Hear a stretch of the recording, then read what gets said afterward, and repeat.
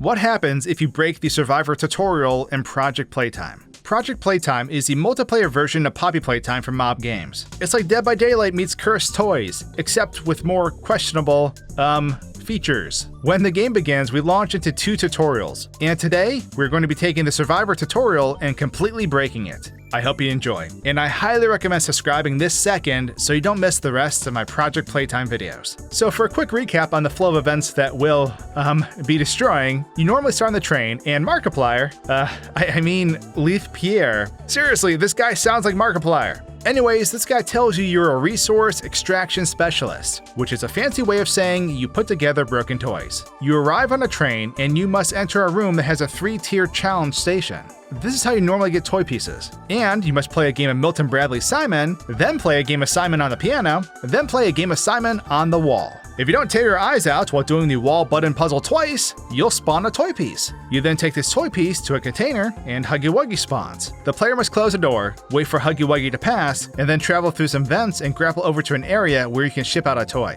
Huggy Wuggy appears again, and you must hide in a locker. But it turns out Huggy Wuggy camps in Call of Duty, so he's waiting for you when you get out. The dude picks you up and throws you down into the feeding pit, where you must play an endless game of Wacky Wuggy until you are saved. You then ship the toy, run for your life back to the train station, summon the train, and ride off into the sunset. But now that the recap's over, let's mess things up. So we start off the adventure looking very, very dapper. The swankiest of swanky boxes. Normally this area is a bit darker, so we're gonna brighten it up. So as soon as we get off the train, right behind that wall in the train station is actually a secret message. Now the message itself is not very secret. It says welcome to the tutorial, but the fact that it's hidden behind the walls is what makes it so secret. So as we head further along, we come across this door that we're supposed to shut so Huggy Wuggy cannot get us. And when we are instructed to shut this door, we actually cannot go through it. There is an invisible blocker preventing us from moving beyond this point. However, if we phase through this, we can find Huggy Wuggy standing at the end of the hallway. So if we walk up to him, we can't actually do anything with him.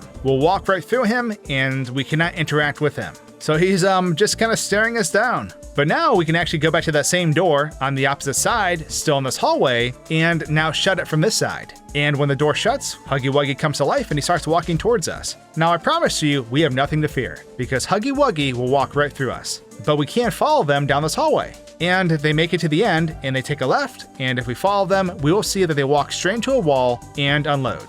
Kinda spooky, but understandable. So next up we have that locker scene. Now normally when entering a locker, it forces you into first person. However, if we ignore this, and if I can actually open the locker, like my guy's having a seizure right now. Anyways, if we somehow get it open, you'll see that our character instantly vanishes and Huggy Wuggy appears in the background. Huggy Wuggy marches across the room, and then comes to a standstill after they get past the locker. So I'm gonna quickly rewind just a bit to mention that if we get to this point before doing anything, we can go straight to the toy maker. So you don't actually need the toy pieces for this tutorial. And this allows us to trigger Huggy Wuggy without having done anything. So when we exit this locker, Huggy Wuggy will charge us and then throw us down in the feeding pit. However, if we were to morph out of bounds, Huggy Wuggy can't grab us. He basically does not know what to do, and he will just follow along on the walls. While we're out here, we can see that the train that we rode in on is actually driving through the great beyond around this map. But this beautiful sight of the train is interrupted because after a set amount of time, Huggy Wuggy will instantly grab the player. This is probably a failsafe in case players accidentally glitch this tutorial. It doesn't even matter how far away or how glitchy the grab is, he will get us. However, it looks really funny watching him carry us from a different perspective. Our Lego dude is wiggling like crazy. So he throws me down into this feeding pit, but I sort of glitched it a bit, and I ended up landing on top of it. Normally, you're supposed to fall down inside it, but here we are. And at this point, you are supposed to wait for people to save you, but in this case, I just flew back up into the map. During a normal play session online, this will kill you though, because mini Huggies can jump scare you anywhere on the map. So just food for thought. In the tutorial, there is no kill timer though. So we're gonna fly back down because I want to show you behind the scenes what these Huggy Wuggies look like as they climb through these pipes. So starting off, you'll notice that out here, their heads are always designed to look at us. And as our teammates knock them back inside, we can see this process repeat over and over from the start of the animation.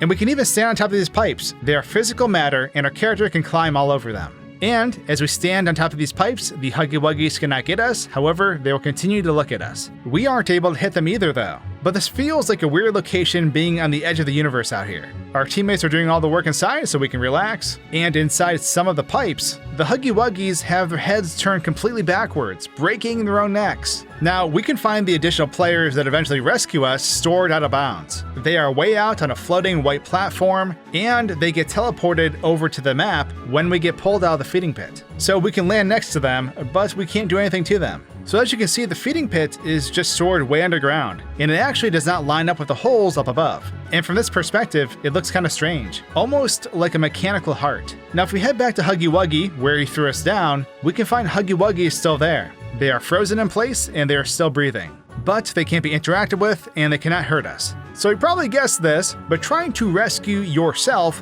while you yourself are down in the pit, supposedly, does not work, because that's a horrible leap of logic.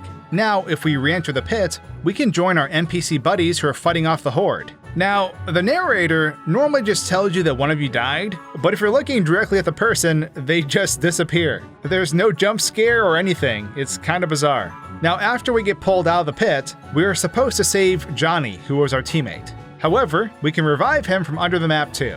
And this shows you what actually happens when you save someone. They appear right beneath the hole and just glitch through the floor. So just in case you're curious, you can actually get to the other side of the subway track too.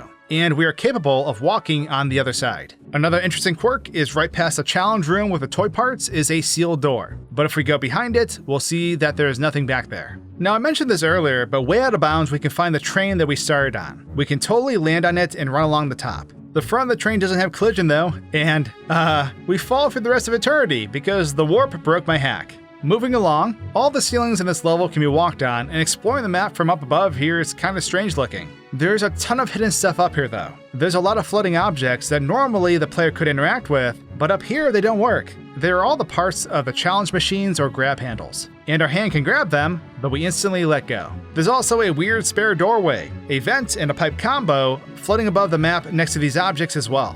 I'm not sure why they're left here. There's a spare train summoning panel too. Probably the strangest thing is a giant wooden crate. It reminds me of the crate that crushed Huggy Wuggy in Chapter 1 of Poppy Playtime. It says the contents are super heavy too. Now, I haven't actually played any of the normal game modes yet, so if you know what this is, let me know. But you can open it up with your grab pack, and the player is capable of standing inside of it while crouching. It's weird that it appears up here though, because it isn't used on this map at all. So it makes me believe that this tutorial section used to be different, and this was part of it at some point. Now if we summon the train to the starting location, we can get on board out of bounds. Seeing the level like this is kind of strange as it moves on by. Doing this breaks the game though, because we're told to summon the train again, and the panel no longer works. So we get soft locked right before the ending. But that brings us to the end of this tutorial. I hope you enjoyed this video, subscribe if you learned something new, and I'll see you next time. Cheers!